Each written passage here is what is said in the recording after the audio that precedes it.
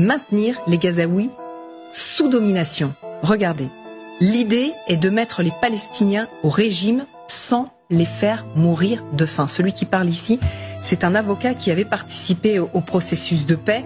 Et dans le détail, voilà ce que ça donne. C'est raconté dans Le Monde aujourd'hui. Les diététiciens de l'armée israélienne ont calculé la ration calorique permettant de maintenir le Gazaoui moyen juste au-dessus du seuil de malnutrition. Trump lui-même, il vient de montrer que c'est quelqu'un qui ne s'intéresse pas au respect des deals qu'il a fait. Ici, Netanyahou a tout fait pour torpiller le deal et maintenant il laisse Netanyahou torpiller son cessez-le-feu. Et pourquoi les Russes mettraient en jeu leur sécurité pour faire plaisir à Donald Trump? Bonjour mesdames et messieurs, bienvenue sur notre chaîne. Alors pour cette vidéo, on va s'intéresser à la situation à Gaza. Alors la situation continue de se dégrader à Gaza, une nouvelle actualité proposée par France 24. Et ici, comme je dis, toutes les choses interagissent entre eux. Ici, nous avons l'espoir qu'avait ramené Donald Trump d'être quelqu'un qui est capable de faire la paix, qui est en train de s'amenuire. Et tout le monde est en train de voir avec quelle implication il s'implique pour maintenir cette paix. Le cessez-le-feu avait été mis en place sous menace de Donald Trump. Aux États-Unis d'abord, le retour imminent de Donald Trump a changé la donne. Le président américain élu a récemment exigé la libération des otages israéliens et mis la pression en envoyant Steve Witkoff, son nouvel émissaire dans la région, pour accélérer les pourparlers. Je ne veux pas perturber vos négociations, mais si ces otages ne sont pas revenus avant que j'arrive en fonction, ce sera l'enfer comme jamais auparavant au Moyen-Orient. Une méthode qui semble avoir porté ses fruits. Alors c'est vraisemblablement la pression américaine qui a permis que ces négociations aboutissent enfin, puisque le dernier accord de cessez-le-feu c'était il y a 14 mois. Désormais, avec l'arrivée à la Maison-Blanche de Donald Trump, il y a eu des nouveaux personnages dans la région. Cet envoyé de Trump pour le Proche-Orient qui a plus expressément menacé les Israéliens si cet accord n'aboutit pas. La pression sur le Hamas était aussi très forte depuis plusieurs semaines. Maintenant que Donald Trump est élu, il a oublié ses promesses. Ce qui vous confirme ce que Emmanuel Todd avait dit. La politique américaine est gender fluid. Non seulement ça peut changer d'un président américain à un autre président américain, mais ça peut aussi changer d'un président américain du même président américain. Une dernière question, pourquoi dites-vous que la politique américaine est à sa façon gender fluide? Gender fluide, parce que ça c'est très important, parce que c'est une très bonne introduction pour comprendre ce qui va se passer, ce qui ne va pas se passer dans les négociations avec les Russes. Gender fluide, parce qu'elle est l'un des principes de la politique américaine extérieure, c'est la non-fiabilité. C'est-à-dire un président signe un truc, le suivant abolit le traité. C'est ce qui s'est passé entre Obama et Trump pour l'accord sur l'accord sur le nucléaire iranien. Et donc, c'est un principe. Moi, je lis les Russes. Et donc, l'un des principes de la politique extérieure russe, c'est qu'ils savent qu'on ne peut pas faire confiance aux Américains et que même un traité signé ne sera pas respecté. Ce qui explique pourquoi. Donc là, tout le monde est en train de s'exciter. Trump va arriver et négocier ou plutôt intervenir dans une négociation entre les Ukrainiens et les Russes. Cette formalisation est déjà ridicule, puisque c'est une guerre entre les Américains, avec leur proxy ukrainien, je dirais, et les Russes. Mais les Russes savent très bien, ils le disent déjà, que si les États-Unis signent quoi que ce soit, les Ukrainiens signent quoi que ce soit, pour un cessez-le-feu sur une ligne quelconque, etc., ça sera juste pour réarmer l'Ukraine et pour repartir dans 10 ans, comme la dernière fois. Ce qui veut dire qu'il n'y aura pas de négociation, aucune, et les Russes, pour se mettre à l'abri, et parce qu'ils ne pourraient pas refaire un effort comme celui qu'ils sont en train de faire, vont devoir prendre tout ce qu'il faut pour être en sécurité. Donc, comme les services britanniques ont utilisé Odessa pour envoyer des drones navals sur le port de Sébastopol, la prise d'Odessa et de l'oblast d'Odessa est une nécessité pour les Russes. Il faut qu'ils aillent jusqu'au Dniepr. Il faut qu'ils contrôlent la partie orientale de Kiev et qu'ils mettent un régime à leurs mains. Et donc, il n'y aura pas de négociation. Vous voyez ? Et ça, c'est parce que la politique extérieure américaine est, comme vous l'avez rappelé, gender fluide. C'est-à-dire que on change de sexe, on abolit les traités, on est dans le flou. Mais c'est ça la décadence, hein. On est dans le flou. Donald Trump a montré au monde qu'il était capable d'imposer un cessez-le-feu à Gaza, mais il est aussi en train de montrer au monde qu'il est capable, une fois qu'il a obtenu son effet d'annonce, de s'en foutre totalement du cessez-le-feu qu'il a mis en place. Et ça, c'est aussi l'une des raisons pour lesquelles, bien que les Occidentaux, bien que les Européens continuent à pleurer que Donald Trump, soi-disant, il cède face à Poutine, il ne va rien obtenir de Poutine, parce que les Américains, bien plus que tout le monde, toute autre personne, savent qu'on ne peut pas se fier à la parole des Américains. Et que c'est à eux-mêmes de s'assurer que les conditions nécessaires pour qu'eux, ils cessent le combat, soient remplies. Commentez, likez, partagez pour nous soutenir et soutenir la chaîne. Sans plus tarder, nous passons à la vidéo. Peu à peu, Israël resserre son emprise sur la bande de Gaza. Dans un communiqué posté sur ses réseaux, le ministre israélien de la Défense Israël Katz prévient « L'opération militaire s'étend pour capturer de vastes zones ». L'objectif de l'opération Force et Épée est avant tout d'accroître la pression pour la libération de tous les otages face au refus du Hamas. L'extension de l'opération ce matin augmentera la pression sur les meurtriers du Hamas et également sur la population de Gaza et fera progresser la réalisation de cet objectif sacré et important pour nous tous. Le ministre appelle par ailleurs la population à renverser le Hamas, mais les Gazaouis se sont eux réveillés sous le choc, inquiets des annonces et du manque d'informations sur les zones concernées. Le cessez-le-feu qui a pris fin le 18 mars n'est plus qu'un lointain souvenir pour eux. Et la première fois dans son communiqué, il dit pression sur la population palestinienne et de Gaza. Donc on sait qu'est-ce que ça veut dire pression sur la population palestinienne, c'est-à-dire encore plus de massacres, encore plus de déplacements et surtout pas d'aide humanitaire qui entre. Car la vie ici à Gaza se durcit de jour en jour. Ce mercredi, les boulangeries du territoire sont restées portes closes, faute de farine disponible. Son acheminement est bloqué par l'armée israélienne à la frontière. Comme vous pouvez le voir, les boulangeries sont fermées, il n'y a pas de farine. Mais les gens dépendent du pain tout prêt, faute de gaz ou de bois de chauffage pour le faire cuire à la maison. La fermeture des boulangeries a aggravé la crise et la catastrophe humanitaire à Gaza. L'ONU a exhorté Israël à rouvrir ses points de passage à l'aide humanitaire afin d'éviter. Et bien évidemment, tout ça se fait dans l'indifférence totale. Les Européens qui sont là à pleurer et à faire leur propagande anti-russe pour l'Ukraine, alors que les États-Unis s'apprêtent à dépouiller l'Ukraine, encore pire que si jamais elle pactisait ou elle signait un accord de paix avec les Russes. Alors pour bien comprendre, il faut voir ce qu'il y a dans cet accord. La presse britannique a pu le consulter. Elle a interrogé des experts et l'un d'entre eux dit de cet accord, c'est un document d'expropriation. Les mots sont forts. Que dit-il cet accord ? D'abord la création d'un fonds commun entre les États-Unis et l'Ukraine pour gérer d'abord les minerais mais aussi l'énergie ukrainienne. Ce fonds, il serait dominé par les Américains, contrôlé par les Américains. Il pourrait par exemple décider, ces Américains, à qui vendre et à qui ne pas vendre. Ce fonds contrôlerait bien sûr une cinquantaine de minerais ukrainiens, mais aussi l'ensemble de la production énergétique du pays, c'est-à-dire le gaz, c'est-à-dire le pétrole, l'électricité et aussi les infrastructures qui vont avec, les chemins de fer, les routes, les usines. Dans cet accord, on note aussi que l'Ukraine ne touchera pas un centime jusqu'à ce que ce fonds ait généré, tenez-vous bien, 100 milliards de dollars.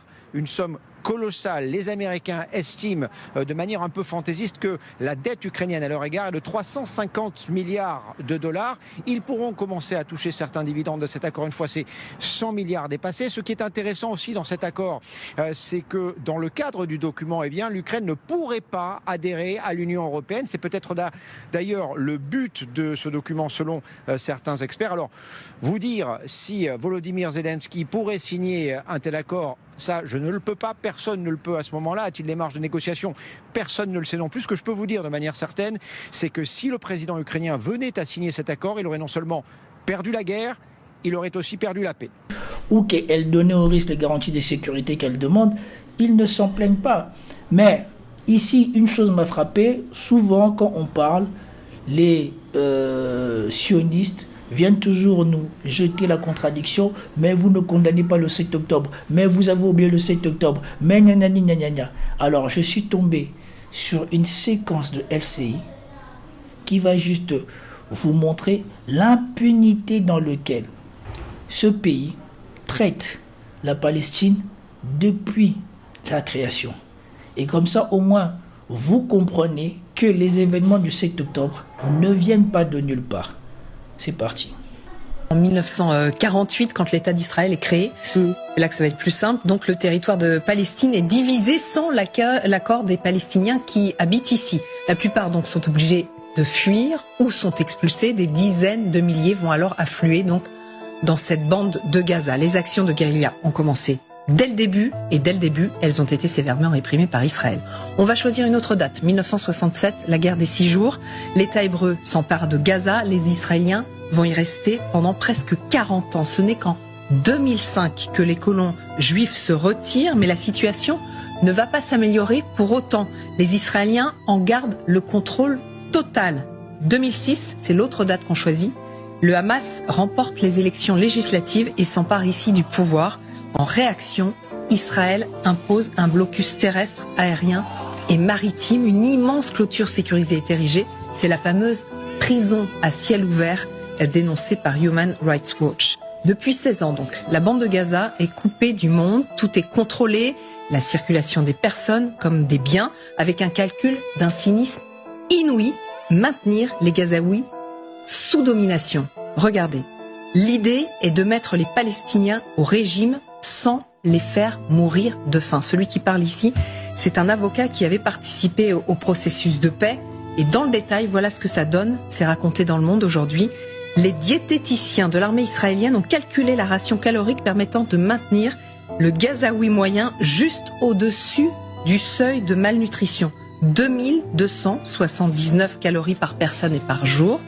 Donc à partir de cette estimation, l'état-major a décidé que 131 camions seraient autorisés à entrer dans Gaza chaque jour. Les Gazaouis donc organisent régulièrement des manifestations pour protester contre ce blocus étouffant, mobilisation toujours sévèrement réprimée par les Israéliens avec des morts et des blessés graves. La rage monte avec un taux de pauvreté catastrophique, avec un taux de chômage dramatique, un accès à l'eau conditionnée, une électricité pas toujours disponible et une impossibilité de fuir. Eh bien, l'enclave s'est transformée en volcan. À l'aube du 7 octobre, elle est entrée en éruption. Voilà. Maintenant, venez me dire, ou venez encore nous dire, que le 7 octobre, ça ne vient de rien. Eux, ils sont tout le temps en train de justifier qu'ils vivent dans l'insécurité, qu'ils ont peur. Mais vous, n'importe quelle personne qui défend le sionisme et qui défend ce que on vient de décrire là, accepterait-il de vivre dans ces conditions-là? Des conditions où on contrôle tout ce dont tu as besoin et où on te donne juste le minimum pour que tu sois au-dessus, non pas bien nourri, au-dessus de la zone de malnutrition. Ça veut dire que si tu développes des facultés à te battre dans ces conditions, c'est parce que ton système immunitaire ou ton corps s'est adapté à des conditions de vie anormales. Et ici, ce qui m'inquiète, ce qui me dérange, ce qui me tue, c'est ça.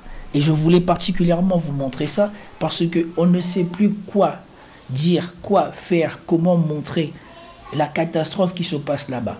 Je ne parle même pas de la catastrophe qui se passe au Congo ou de la catastrophe qui se passe à l'est du Congo, parce que là-bas, on vous fait des reportages pour vous dire qu'il n'y a plus assez de billets de banque pour faire du commerce. C'est ça le plus grave, comme si c'était ça le plus grave. Et on manque d'actualité probante, d'actualité pertinente pour commenter l'inaction ou l'action des autorités du Congo. Les autorités du Congo nous avaient promis une riposte qu'on allait voir et je ne sais pas quoi. Concrètement, ce qu'on a vu, c'est une avancée des M23 dans toutes les directions qu'ils ont voulu. On aurait dit que l'armée congolaise n'a jamais pu les arrêter ou je ne sais pas quoi. Et pourtant, à Kinshasa, on continue de vivre sa vie comme si de rien n'était. Ce qui fait que finalement, il n'y a plus d'actualité dessus jusqu'à ce que le M23 vont à nouveau saisir une province ou une autre province du Congo. Là, l'actualité va à nouveau refaire surface et là, on aura encore à nouveau quelque chose de concret sur lequel parler. Parce que la dernière nouvelle qu'on vient de nous servir sur le Congo, c'est que le 9 avril, ils vont encore se rencontrer au Qatar pour discuter. Jusqu'à là, rien de plus. Mais moi, je voudrais en revenir à Gaza puisque j'ai commencé à traiter cette histoire de ce conflit depuis le début. Et donc, je pense qu'il est de mon devoir de maintenir le cap. Et donc, je ne sais pas, je manque de mots. C'est comme dit Veille stratégique. À Gaza, ça continue et dans l'indifférence totale. Là-bas, il y a des morts, mais pas des 3 morts. Comme tous les jours, on nous rapporte, oui, les bombardements russes, on fait 3 morts, on fait 2 morts. Là-bas, il y a des morts par des dizaines ou par des centaines tous les jours. Et pourtant, ça semble se faire dans l'indifférence totale. Et ici, il faut rappeler l'hypocrisie de ces Occidentaux qui viennent tout le temps nous parler de l'Europe. Et c'est pour cela de l'Ukraine. C'est pour cela que je vous dis qu'ils ne veulent pas aider l'Ukraine. Ils donnent à l'Ukraine des miettes. Le soutien immédiat à l'Ukraine. Nous devons le poursuivre. Il est nécessaire pour continuer la résistance. Ces 2 milliards d'euros de soutien, c'est une part de ce premier volet et notre volonté demain est de mobiliser tous les partenaires qui seront présents pour continuer ce soutien immédiat à l'Ukraine. Minister, for being able to join us today. Thank you. Thank you. Thank you very much. Thank you very much for joining us today. We're going to sign the UK-Ukrainian Extraordinary Revenue Acceleration Loan Agreement. Those loans will be paid back, and rightly so, with the profits of the immobilised. The huge efforts and undertakings that you're making. But perhaps now is the moment to sign this loan agreement, Minister. Let's start.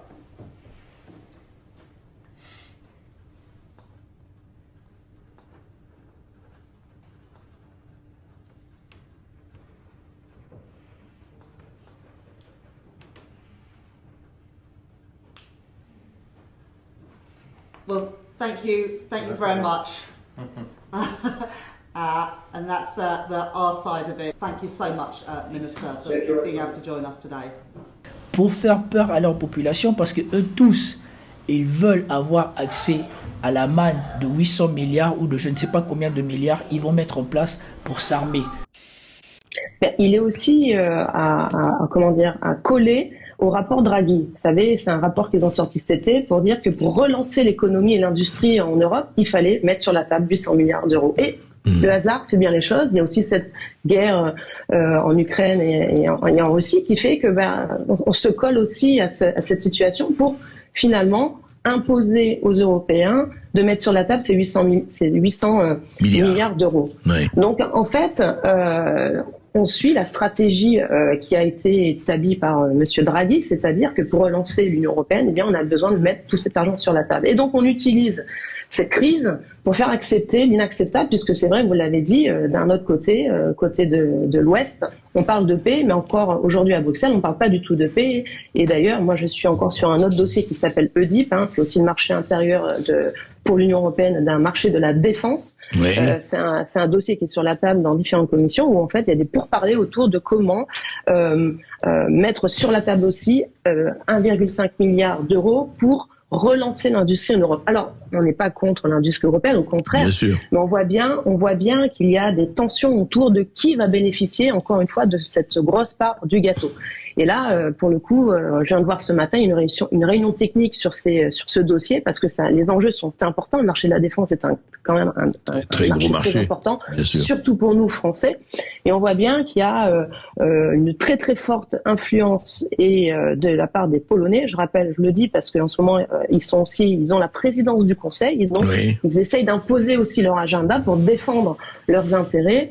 Et donc ça, ce sont ce matin des pourparlers où on voit bien que il n'y a pas de solidarité autour de ce marché. Donc c'est pour ça que l'on est contre ce plan de défense, parce que déjà, ce n'est pas pour favoriser le marché français et encore moins européen, puisque là il y a quelques pays qui veulent sortir du lot, qui veulent bénéficier de la plus grosse part du gâteau. Et puis en plus, on a envie de dire, attendez, on est en train de mettre la charrue avant les bœufs, on est en train de parler de 800 milliards d'euros sur la table, et en plus on engage encore les contributeurs français et aussi européens dans de l'endettement, puisque ça va encore créer de l'endettement.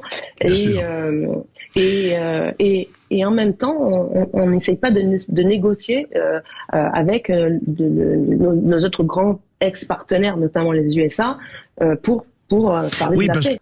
Bien que nous savons que cet armement ne leur permettra pas d'atteindre le niveau de la Russie.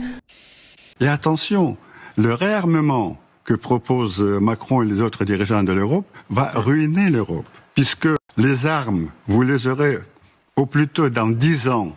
Et dans 10 ans, la situation va complètement changer. Et même avec des sommes faramineuses qu'on veut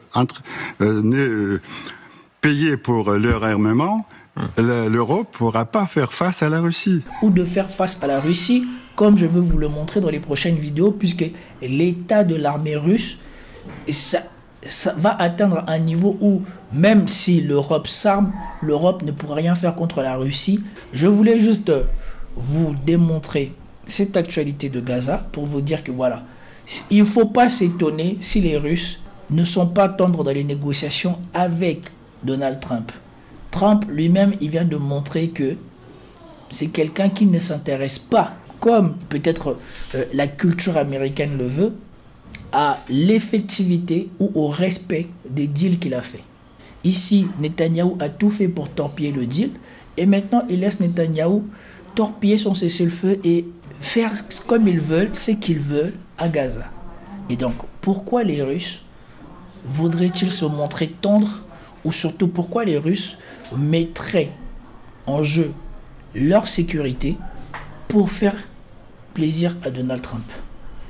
Et donc ici, vous avez aussi l'une des clés pour comprendre, bien que LCI et tous les propagandistes et toute l'intelligence européenne continuent à dire que Trump se trompe ou Trump a lâché quelque chose. Non, les Russes ne lâcheront rien, car ils savent que même avec Trump déjà, ça peut changer à tout moment, mais surtout, avec un autre président, ils ne savent pas en quoi s'en tenir.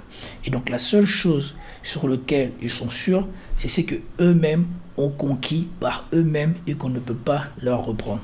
C'était tout pour cette vidéo, j'espère que vous avez apprécié. Si vous avez apprécié, commentez, likez, partagez et je vous dis à plus tard. Peace out.